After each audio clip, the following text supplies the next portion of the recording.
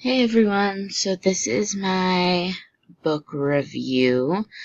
And so the book I picked is called Rosie Revere Engineer. And the author is called Andrea Beatty. I hope I'm saying that right. The main theme of this book is that to keep doing what you are passionate about, no matter what obstacles you face. Whether it's a challenge or a difficulty or someone in your way. And then I added over here a picture of what the book looks like. So a little bit about the author. Andrea Beatty is a children's book author who wrote. She also wrote two other books who were similar to Rosie Revere Engineer, and those are called Iggy Peck Architect and Added Twist Scientist. And I haven't read those books, but they are, I've at least kind of looked at them, and they are similar to Rosie Revere Engineer. And then she also has 3 other books that I added that they aren't the same as, or they're not connected to Rosie Revere Engineer, but they at least have kind of all the same characters, so I added that. She actually started her career working for a software company and got her degree in biology and computer science. And she mentioned in a couple interviews that I saw or I watched that she wrote this book for all the children who love to create or to build things, and that it's okay to fail because that's how you learn and figure out how things work. And she also mentions, which I don't add in here, that she feels like her experience working for a software company actually helped her write Rosie Revere Engineer, because it, and children's books in general, because it helped her explain things in a way that children would understand.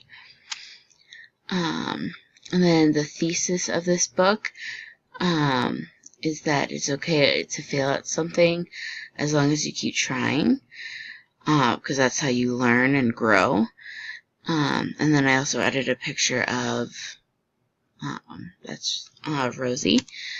So here's my summary of the book.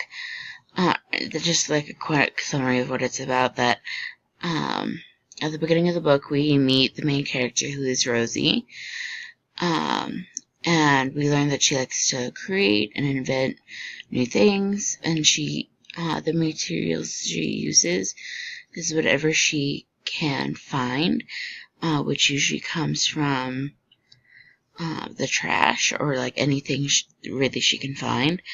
And then we also learn later on that her great-great-aunt is Aunt Rose, who's Rosie the Riveter. And this is also after she's had some failed attempts of inventing things. And so she creates a flying contraption for her aunt, which fails, but she helps Rosie gain the confidence to keep inventing, which I think is very important, that there's that positive message there.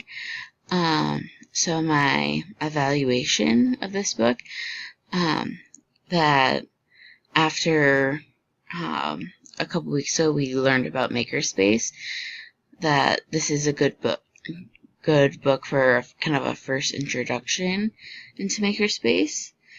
And this would be a better book for kind of the younger students, like maybe not above like 3rd or 4th grade, because it is a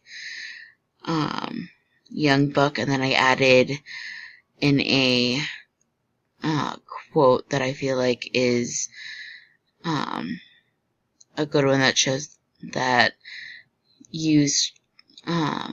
that adults can have a positive impact on students who might not be the strongest at, or feel like they're not the strongest at makerspace and kind of creating things, who might think that they're always failing.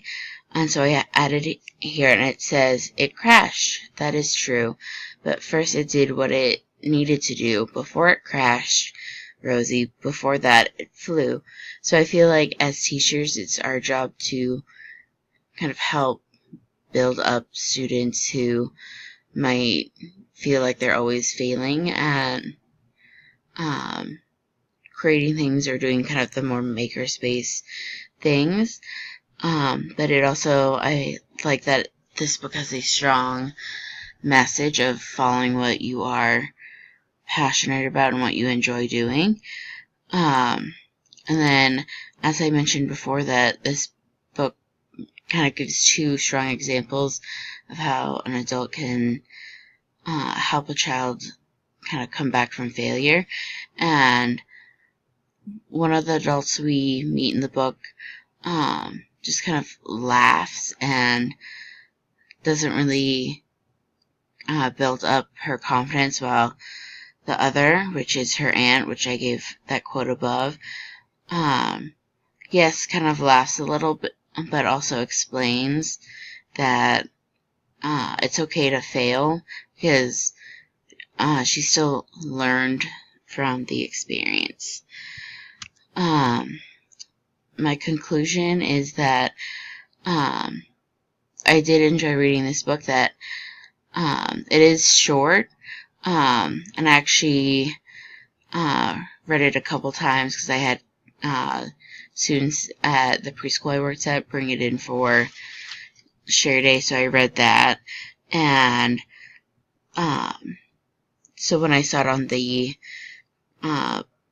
book list, I did pick it because I realized that it was kind of related to makerspace, so that's why I picked it. And it can be a good book to start talking about makerspace and introducing it into your classroom. Kind of the one kind of negative thing I have for this book is that it is too young of a book for many age groups, especially junior high and high school. So I feel like this book would be better for elementary school, like maybe not 5th and 6th grade, but some of the younger age groups it would be good for. And that's really the only downside or like negative thing I got from the book. But I feel like the message behind the book is so important, especially now when kids and even adults can be so mean to each other. So yeah, that's it. Thank you for watching.